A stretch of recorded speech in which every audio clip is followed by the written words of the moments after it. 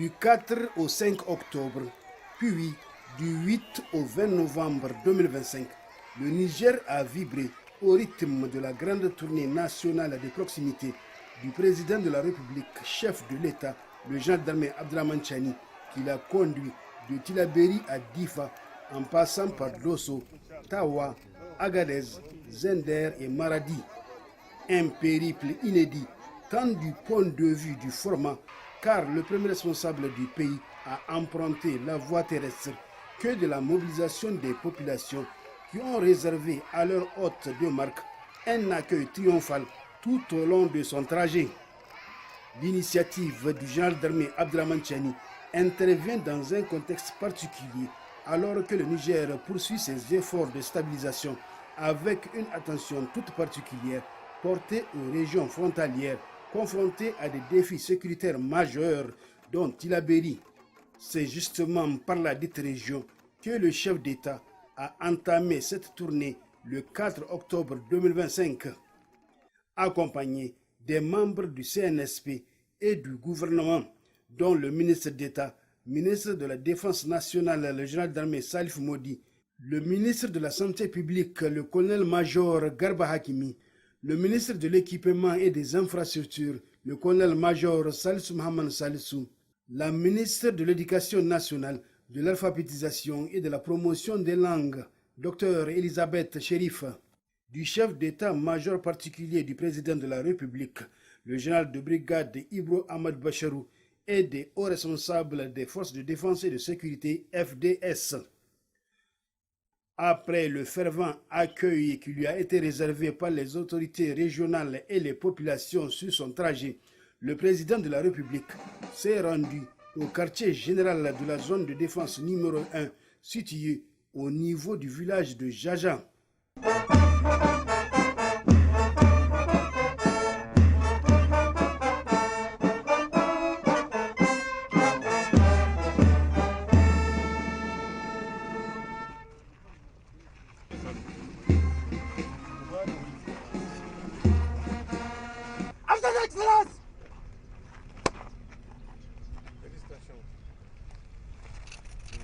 Le chef suprême des armées est allé féliciter et encourager les forces de défense et de sécurité qui interviennent avec professionnalisme dans cette zone pour la défense de l'intégrité du territoire et la sécurisation des personnes et de leurs biens. Officiers, sous-officiers, militaires de rang, fusiliers de l'air, gendarmes, gardes nationaux, gardiens de paix, agents de douane et des eaux et forêts. Au nom de la République, au nom du peuple souverain, recevez nos félicitations et nos remerciements pour vos comportements exemplaires, pour le sacrifice consenti afin de garder haut les flambeaux de notre pays.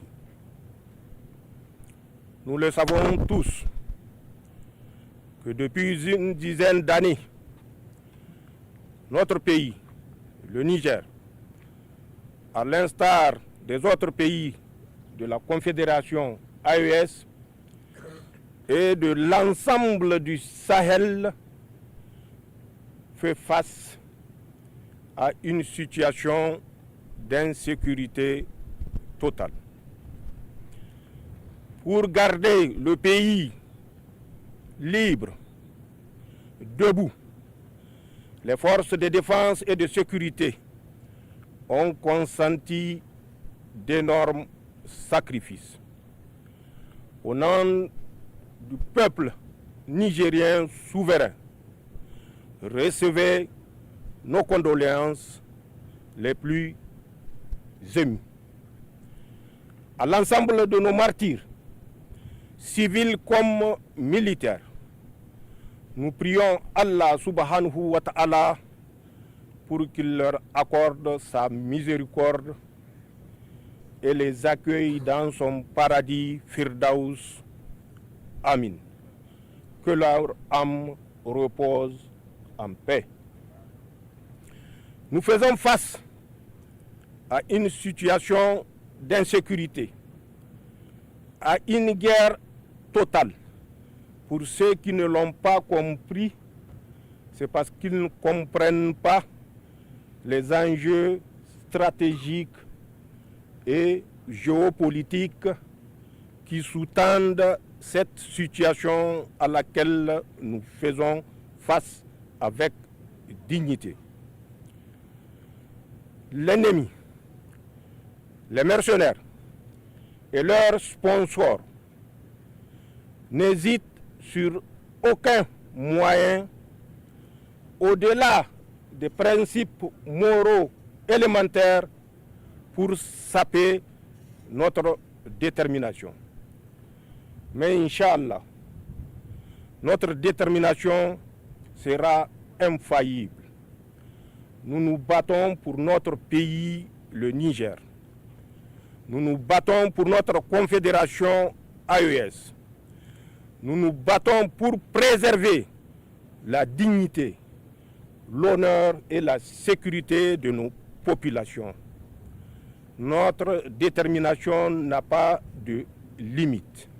À Tillabéri-Ville, le président de la République, accueilli par une foule enthousiaste, a présidé un meeting populaire. Dans son adresse, le général d'armée Abdraman Chani a évoqué plusieurs sujets d'actualité relatifs à la vie de la nation, notamment la sécurité dans la région en particulier et le pays en général, la cohésion sociale, la souveraineté alimentaire, le patriotisme, l'éducation et la santé. Évoquant le Fonds de solidarité pour la sauvegarde de la patrie FSSP, le président de la République a exhorté les Nigériens à renforcer leur participation à l'effort national. Si chaque mois, chaque Nigérien fait un geste, ne serait-ce de 100 francs CFA, la caisse du FSSP pourrait mobiliser 2,7 milliards par mois. Ce geste permettra d'équiper nos FDS en matériel, en moyens roulants et en armes, a-t-il déclaré, ce qui deviendra l'appel de Tillabéri du chef de l'État. Toujours dans la capitale du fleuve, le président de la République, chef de l'État, chef suprême des armées, a présidé dans l'après-midi la réunion du Conseil régional de sécurité CRS. La situation sécuritaire dans la région a été au centre de cette rencontre qui s'est déroulée en présence du ministre d'État, ministre de la Défense nationale, le général d'armée Salif Modi, des hauts responsables des forces de défense et de sécurité, FDS notamment, le chef d'état-major des armées, le général de division Moussa Salo Barmou, le directeur général de la police nationale, le commissaire général de police Ashab Ebankawel et le haut commandant de la gendarmerie nationale, le colonel-major Kimba Tahirou, puis les membres du CRS, notamment le gouverneur de la région haute, le lieutenant-colonel Maina Boukar. Après avoir passé la nuit à Tillabéri-Ville, le président de la République mettra le cap le 5 octobre 2025 sur Terra. Sous les encouragements des populations sorties massivement l'acclamer, il bravera la route dont l'État laisse à désirer. Après plusieurs heures de parcours, l'hôte de marque rentre enfin à Terraville, où il va recevoir un accueil de grands jours. Mais le chef suprême des armées s'est directement rendu à la garnison. Il s'agit pour le général d'armée Abdraman Chani de galvaniser les FDS qui se battent avec professionnalisme et détermination contre le terrorisme et le banditisme armé auquel fait face cette partie nigérienne du Liptako-Gourma. Le président de la République, le général d'armée Abdraman Chani, devrait par la suite présider un meeting populaire, reconforter la population venue massivement l'écouter, tel est le but visé. Dans son intervention, le chef d'État a d'abord remercié les habitants pour l'accueil chaleureux dont il a bénéficié. Il a ensuite évoqué l'état de dégradation de la route qu'il a empruntée, promettant que les solutions concrètes seront trouvées. Promesse déjà tenue, puisque les travaux de remise en état de la route ont été déjà lancés par le ministre en charge de l'équipement et des infrastructures. Mais c'est surtout la question sécuritaire qui a occupé une place centrale dans son adresse. Le président de la République a rendu hommage aux victimes civiles et militaires tombées dans la lutte contre le terrorisme avant de réaffirmer l'engagement des FDS à rétablir définitivement la paix dans la zone. L'insécurité n'est pas seulement l'affaire des forces armées, c'est une affaire citoyenne et patriotique, a-t-il déclaré, appelant chacun à contribuer à la stabilité sous le slogan « La Boussanino, aimons notre patrie ». Le chef de l'État a reconnu aussi d'autres difficultés rencontrées par les habitants, notamment le manque d'eau potable. Toutefois, il a insisté sur la nécessité de traiter en premier lieu la question sécuritaire, condition indispensable à tout développement. Ce meeting a mis un terme à la visite de proximité du président de la République qui a regagné Niamey le même jour aux environs de 20 heures. Un peu plus d'un mois plus tard, le président de la République, le général d'armée Abdraman Chani, va renouer le contact avec les populations de l'intérieur en poursuivant sa tournée et cela va durer 13 jours. Ainsi, à partir du 8 novembre, le chef de l'État, accompagné de sa délégation, composée pratiquement des mêmes personnalités, a été l'hôte des populations de la région de Dosso qui lui ont réservé un accueil empreint de chaleur sur son trajet et dans la cité de Jarmakoy.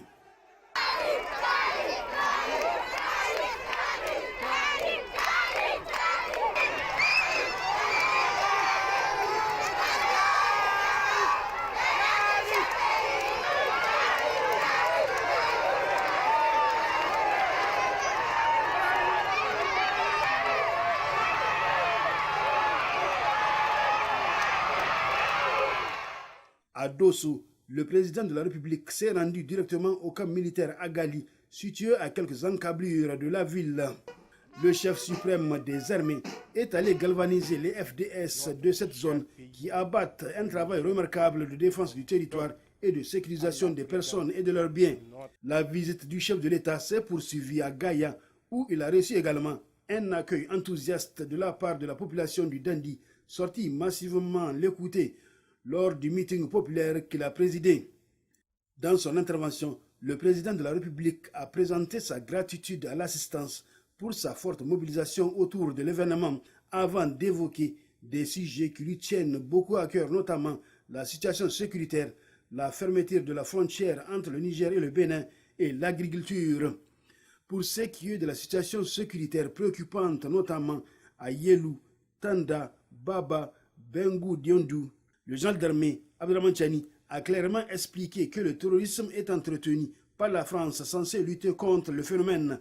Il a souligné les efforts consentis par l'État pour son éradication prochaine, qui doit passer nécessairement par une collaboration étroite entre les FDS et les populations civiles. Le chef de l'État a ensuite expliqué détail à l'appui les raisons de sa décision de garder la frontière Niger-Bénin fermée depuis plus de 2 ans maintenant. En effet, les militaires français chassés du Niger via le Tchad ont contourné la frontière pour se retrouver au Bénin et effectuent régulièrement des manœuvres, a-t-il indiqué. Pour le chef suprême des armées, ouvrir cette frontière en cette période et dans ces conditions serait une trahison envers notre pays. Concernant l'agriculture, le président de la République a invité la population à se mettre résolument au travail et à s'approprier du programme Grande Irrigation, car le Niger est vaste avec beaucoup de potentialités, de terres arables et fertiles, ainsi qu'une jeunesse importante. Après cette rencontre, le chef d'État regagnera Dosso-Ville où il passera la nuit. Le lendemain, c'est-à-dire le 9 novembre, le président de la République, chef suprême des armées, va présider la réunion du Conseil régional de sécurité CRS. La situation sécuritaire de la région a été au centre de cette rencontre qui s'est déroulée en présence du ministre d'État, ministre de la Défense nationale, le général d'armée Salif Modi, des hauts responsables des FDS et des membres du Conseil, notamment le gouverneur de la région, le colonel-major Bana Hassan. Ensuite, le chef de l'État se rendra à la tribune officielle où une marée humaine l'attendait pour un meeting populaire. Après les salutations d'usage, le président de la République a pointé du doigt les conflits agriculteurs et éleveurs dont une centaine a été enregistrés cette année. Bien qu'en deçà des chiffres de l'année écoulée, le général d'armée Abdraman Chani a souligné que c'est encore trop. Le président de la République a appelé à la cohésion en mettant surtout l'accent sur les liens ancestraux qui unissent les différents groupes qui constituent la population de Dosso. Autre sujet important évoqué par l'hôte de marque, le complexe pétrochimique de Dosso. Le chef de l'État a indiqué que si les travaux tardent encore, c'est lié à un choix stratégique d'étudier tous les paramètres du dossier, de toiletter et d'investiguer pour voir si les entreprises ont les capacités de réaliser cet important projet qui lui est très cher et qui générera des emplois aux jeunes de la région. Après cette rencontre, le général d'armée Abdraman Chani et sa délégation mettront le cap sur Tawa. Tout au long du parcours de Dosso à la capitale de l'Ader, en passant par Dogonlouchi et Koni, les populations sortiront massivement pour ovationner leur hôte qui va, comme aux précédentes étapes, marquer des temps d'arrêt pour être en contact direct avec elle jusqu'aux environs de 23 heures, heure de son arrivée à Tawaville. Le lendemain, plus précisément le 10 novembre, le président de la République s'est rendu au 42e bataillon interarmes de la zone de défense numéro 4 pour le rapport général. Le chef suprême des armées est allé, comme précédemment, féliciter et encourager les forces de défense et de sécurité FDS qui œuvrent nuit et jour dans cette partie du Niger pour la défense du territoire et la sécurisation des personnes et de leurs biens. À l'issue du rapport, le président de la République, le général d'armée Abdraman Chani, est allé au stade régional de la ville de Tawa où la population de l'Ader l'attendait impatiemment pour un meeting populaire. Dans son adresse, l'hôte de marque a salué la population de l'Ader pour son accueil exceptionnel. Il a ensuite pris l'engagement d'apporter des réponses dans la mesure du possible aux préoccupations de la population évoquées auparavant par le gouverneur de la région, le colonel-major Suleiman Ahmad Moussa, qui ont pour nom insuffisance d'enseignants et de personnel de santé. Enfin, le président de la République a appelé la population, notamment les jeunes, au travail de la terre et à la production du riz pour l'atteinte de l'autosuffisance alimentaire dont il a fait son cheval de bataille à travers le programme Grande Irrigation, un programme phare de la refondation. Dans l'après-midi, le chef de l'État présidera une réunion du Conseil régional de sécurité CRS avec des membres de sa délégation et ceux du Conseil régional de sécurité de Tawa, notamment le gouverneur, le colonel-major Suleiman Amadou Moussa et les responsables régionaux des FDS. La situation sécuritaire dans la région de l'Ader a été au centre de cette rencontre. Après 2 nuits à Tawaville, le chef de l'État, le général d'armée Abdraman Chani, a mis cap sur Agadez le mardi 11 novembre. Tout comme aux précédentes étapes, le président de la République marquera d'innombrables arrêts pour saluer les populations sorties massivement tout au long de son trajet pour lui témoigner leur attachement aux idéaux de la refondation. Du fait des escales et du mauvais état de la route, c'est finalement aux environs de 20 heures que la délégation présidentielle a pu faire son entrée dans la capitale de l'Aïr. Le lendemain, c'est-à-dire le mercredi 12 novembre, le chef de l'État a d'abord présidé la réunion du Conseil régional de sécurité CRS dans la salle de réunion du gouvernorat. La rencontre a permis de faire la situation sécuritaire de la région et de renforcer la coordination des FDS. Comme aux précédentes réunions du CRS, on notait la présence du ministre d'État, ministre de la Défense nationale, le général d'armée Salif Modi, des hauts responsables des FDS et des membres du CRS d'Agadez, dont le gouverneur de la région, le général de division Ibra Boulama Issa. Le président de la République, le général d'armée Abdraman Chani, s'est ensuite rendu à la zone de défense numéro 2 d'Agadez pour le traditionnel rapport général. La cérémonie s'est déroulée comme de coutume dans la pure tradition militaire. Le chef suprême des armées est là pour féliciter et encourager les FDS qui œuvrent dans cette zone avec rigueur et professionnalisme pour la stabilisation de cette zone en proie au terrorisme, au banditisme armé et au trafic de tout genre. Le chef de l'État devrait par la suite prendre part à l'arène de lutte traditionnelle Aboubakar Jibo d'Agadez à un meeting impressionnant face à la population venue massivement l'écouter et lui apporter son soutien indéfectible pour la dynamique en cours au Niger et dans l'espace AES. Le général d'armée Abdraman Chani a touché du doigt les préoccupations cruciales des concitoyens de l'Aïr. Parmi elles figure en premier lieu la route Agadez-Tawa qui sera réhabilitée au moment opportun. À Agadez aussi, le président de la République a exhorté la population à travailler la terre et à s'intéresser à la riziculture. La région d'Agadez, dans le cadre de son programme Grande Irrigation, a déjà bénéficié de la réhabilitation de 45 hectares à Tigir 8 dans la commune rurale d'Ingal pour un montant d'environ 1,3 milliard de francs CFA dans le cadre du contrat plan pluriannuel avec l'ONAHA. Par ailleurs, le chef de l'État a lancé un vibrant appel aux opérateurs économiques nationaux à investir dans les industries et dans les mines pour que les richesses du sol et du sous-sol nigérien soient valorisées et exploitées par des Nigériens. Il a conclu qu'un tel acte contribuera considérablement à la création d'emplois pour les jeunes Nigériens. Après une nuit à Agadez, le président de la République a mis le cap sur Alit le 13 novembre. Comme à son habitude, le gendarme Abdraman Chani n'a négligé aucun village, hameau ou campement, s'arrêtant à chaque occasion pour saluer et échanger directement avec ses compatriotes enthousiastes. Sur ce tronçon, le cortège présidentiel s'est immobilisé au niveau du village de Teguefna, afin de permettre au chef de l'État de rencontrer les équipes de la société minière de Dassa Somida, conduite par le directeur du site Abdoulaye Hamidou. Cette halte illustre la volonté du président de la République de suivre personnellement l'évolution des projets miniers stratégiques et d'affirmer l'importance accordée par les autorités à la gestion souveraine des ressources naturelles du Niger. Le directeur du site de la Somida, dans une brève intervention, photo à l'appui, a exposé au président de la République l'état d'avancement de ce projet d'extraction d'uranium, les innovations déployées sur le terrain et les dispositions mises en place pour assurer la sécurité et le bien-être des travailleurs. Il a également évoqué l'impact socio-économique du projet, notamment la création d'emplois locaux et la montée en compétences des techniciens nigériens. D'ores et déjà, plus de 700 personnes y travaillent, à 99% nigériens. Parti à 7 h du matin d'Agadez, le président de la République a bravé ce qui reste de ce tronçon de la route de l'uranium. Bitumée en 1976, cette voie en 50 ans d'exploitation de l'uranium par la France n'a été véritablement réhabilitée qu'une seule fois. En raison de son état de dégradation avancé, entre autres, c'est aux environs de 18 h que la délégation présidentielle a fait son entrée à Arlit.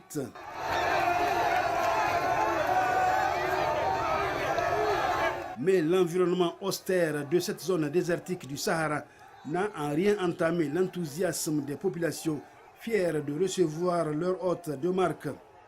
Ayant été informé d'une attaque repoussée la veille de son arrivée au niveau du poste militaire de reconnaissance d'Assamaka, le chef de l'État a mis le cap le matin du vendredi 14 novembre sur cette localité située à la frontière algérienne dans le département d'Ingal. Il s'agit principalement pour le chef suprême des armées de s'enquérir des conditions de vie et de travail des FDS qui interviennent dans cette zone, en proie à l'insécurité résiduelle et aux attaques des bandes armées qui sévissent dans cette région. Lors du rapport à la place d'armes, le gendarme Abdraman Chani a félicité et encouragé les éléments des FDS qui résistent aux multiples assauts menés par les forces du mal. Grâce à votre vigilance, grâce à votre professionnalisme, vous avez su une fois de plus repousser de façon dynamique et efficace cette tentative d'agression. Au nom de l'ensemble de ma délégation, nous vous félicitons pour cet acte héroïque. Si notre pays tient encore debout, si notre pays a repris le contrôle de la situation, si notre pays a repris et garde l'initiative, c'est grâce aux énormes sacrifices que les forces de défense et de sécurité ont consentis. Après cette brève cérémonie, le président de la République a visité le marché de dunes d'Assamaka, où des dispositions sécuritaires sont en train d'être renforcées pour faire face à d'éventuelles attaques de bandits armés. À cette occasion, le chef suprême des armées a fait un certain nombre de recommandations au FDS allant dans ce sens. Notez également que le président de la République a marqué un temps d'arrêt au chantier de réalisation de la route transsaharienne où il s'est enquis de l'état d'avancement des travaux. De retour à Alit, le chef de l'État s'est rendu directement à la société des mines de l'Aïr Somaïr, dont la nationalisation a eu lieu en juin 2025 par les autorités de la refondation. Pour matérialiser l'acte patriotique, le président de la République, qui a été accueilli en héros par les travailleurs désormais nigériens à 100%, a procédé au dévoilement de la plaque y afférente.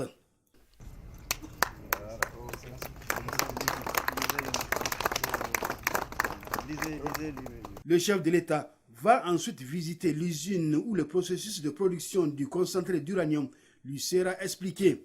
Le général d'armée Abdraman Chani va aussi s'enquérir de la disponibilité du stock du produit avant de s'adresser aux miniers en les félicitant et encourageant à redoubler d'efforts pour que l'uranium nigérien profite d'abord aux Nigériens.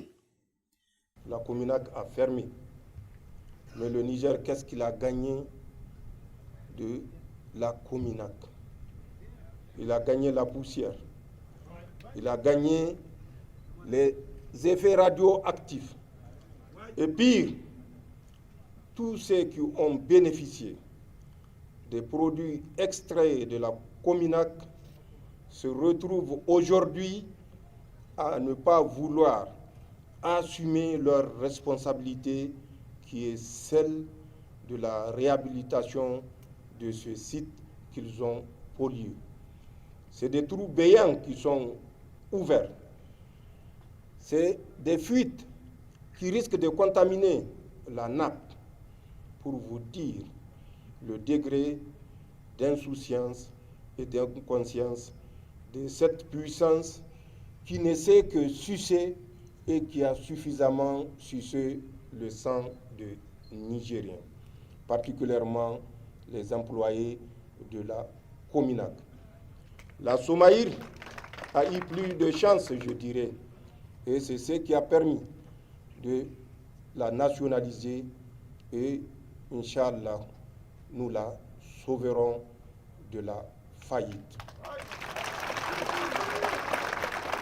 Avec vous, avec vos différents responsables, nous prendrons les mesures nécessaires pour que le produit extrait de notre sous-sol bénéficie aux fils du Niger.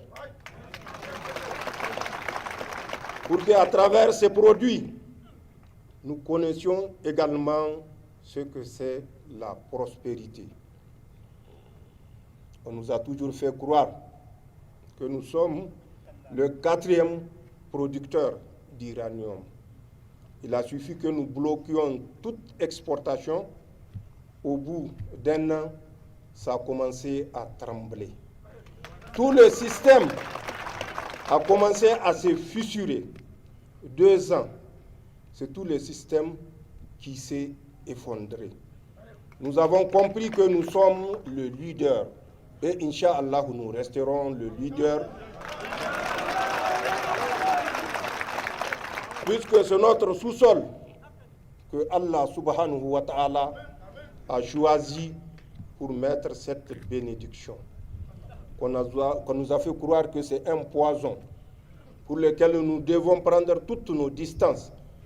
Au moment où les impérialistes passaient leur temps à vider les caves de notre uranate communément appelé Yoloke. Comme l'a dit un jeune à Tawa, Kamagi Hawaii.